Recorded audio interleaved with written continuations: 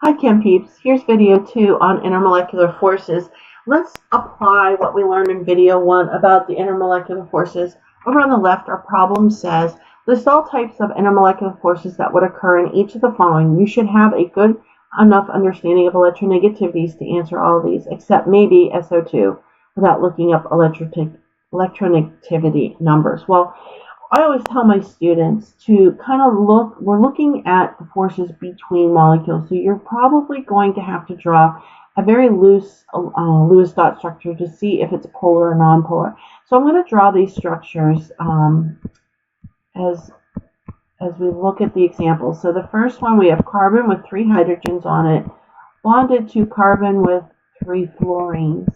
Now the fluorines are much more electronegative than the hydrogens, but just in general, looking at the symmetry of this, we do not have equal pulling from both sides. This side has a stronger pull on the electrons than the left side. So this is going to be a polar molecule, and since it's polar and it does not have an oxygen, nitrogen, or fluorine bonded to a hydrogen, it's going to be dipole-dipole instead of hydrogen bonding.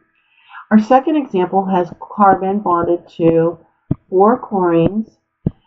There is equalness or symmetry the whole way around. This is going to be a non-polar, that does not want to write, does it? This is going to be a non-polar molecule. Therefore, we're using London dispersion forces. The next example, sulfur dioxide. If I draw this, I'm going to have a bent shape with a pair of electrons here, and this is going to be a polar molecule. It is not nitrogen, oxygen, or fluorine bonded to a hydrogen within, so this is also going to be dipole-dipole. Our last example is going to be bromine bonded to chlorine, and this is going to be linear, but it's going to be polar because it's not equal pulling from the center, and so this is also going to be dipole-dipole. All right, so let's go over to the right side and talk about these examples. In number 6, we have 3 compounds that have pretty similar molecular masses. Now, why do they even mention molecular masses in this problem? Because if we have 2 compounds, both with similar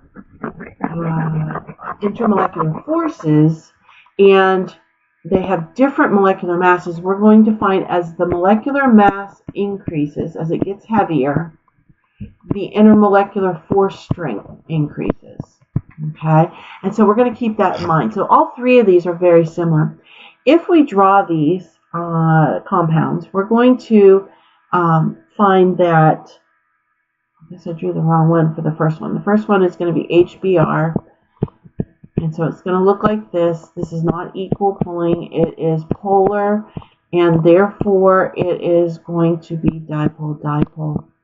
Our second one, we have oxygen. I'm going to draw it over here, double bonded to itself.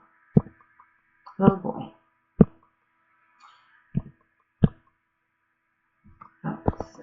Some problems going on here, don't I? Anyways, it's linear, it's non-polar, and therefore it's going to be London dispersion. And I'm really having a problem getting rid of this substance. Here we go. There we go. Perfect. Okay, and so the last one, we have carbon bonded to 3 hydrogens. Notice how they write them in the order that they're bonded. Then it's bonded to oxygen. And oxygen is then bonded to a hydrogen. Now, let's just break this down. Right here in this part of the molecule, we have hydrogen bonding. The oxygen is bonded to the hydrogen. Therefore, this hydrogen can then hydrogen bond to an oxygen in another compound.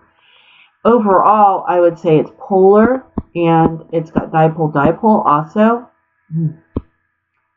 Polar, and it's going to be dipole-dipole. So it really has 2 forces going on here. Hydrogen bonding and dipole-dipole.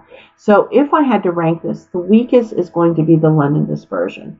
So the London dispersion is the weakest, number 3. The dipole would be the next. And then finally the last one with hydrogen bonding and dipole-dipole is going to be the strongest. All right, so let's look at number 7.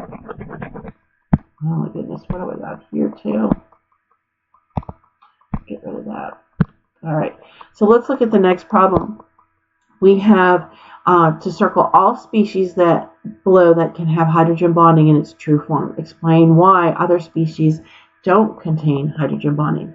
Well, first of all, I want to share something. When I was in high school and I was learning about hydrogen bonding, I did not realize that in a compound, inside the compound, one compound, you must have hydrogen bonded to either chlorine, oxygen, or nitrogen. It must be bonded. It must have a covalent bond inside the molecule between these elements.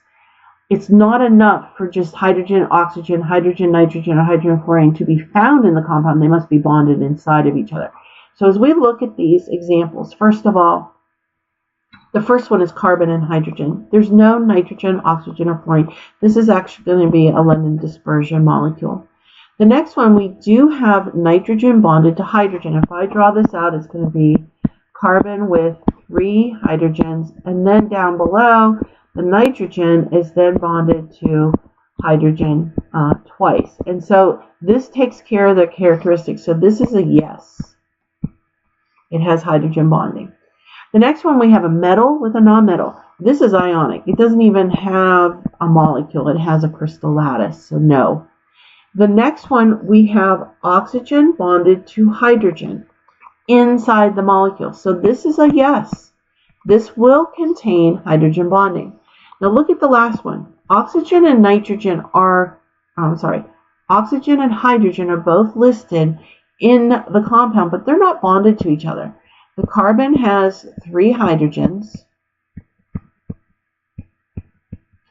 and then it's bonded to the oxygen, which is then bonded to another carbon with 3 hydrogens. And so the oxygen and hydrogen do not bond inside the molecule. So this would not have hydrogen bonding. In fact, I would classify this one as polar. So this is going to have a dipole-dipole intermolecular force. Okay. Let's go to the next example. It says to rank the compounds from the weakest intermolecular force to the strongest. And so we must first know what force is found inside them, and we will probably have to draw. So I'm going to clear my screen here so that I have some room. All right. So looking at the next example, looking at H2S, we're going to have a compound that looks like this. It's polar. Okay, it's not equal pulling from both sides. Therefore, it's going to be dipole-dipole. We'll rank them here in a minute. Iodine is going to be bonded to itself. Okay, so it's going to have electrons around all thing, but it's nonpolar because it's equal all the way around. So this is going to be a London dispersion. And finally, the last one, water, which we have drawn many times, is going to definitely have hydrogen bonding. It has oxygen bonded to the hydrogen, and therefore it can form hydrogen bond between the molecules. So weakest is going to be the dipole-dipole. So we're going to say I2, and then the hydrogen sulfide, and then finally the water, the hydrogen bonding. Okay, the last one, it says rank the following from weakest intermolecular forces to strongest. Now, what's very unique about this problem, and it's intentional, is that the elements found in here are all in the same family. In other words, if we look down family 16, we have sulfur, selenium, tellurium, and polonium. Now, as we go down the family, the molecular mass is increasing. All 4 of these are going to form a bent shape with the hydrogen.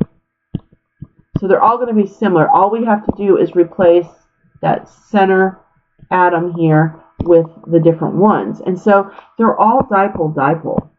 So if they're all dipole-dipole, I'm not comparing them to hydrogen bonding or London dispersion. I'm comparing dipole-dipole with dipole-dipole. So therefore, I need to look at the molecular masses. We talked about at the beginning, as the molecular mass increases, so the intermolecular force increases.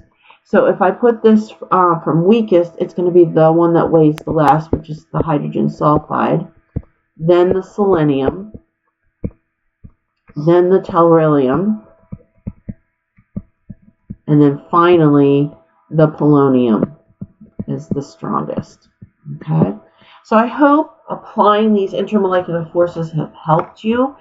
You can find me on TikTok and YouTube at Chem's Chem Chat. Please leave a comment or let me know that you like this, and I will see you on the next video.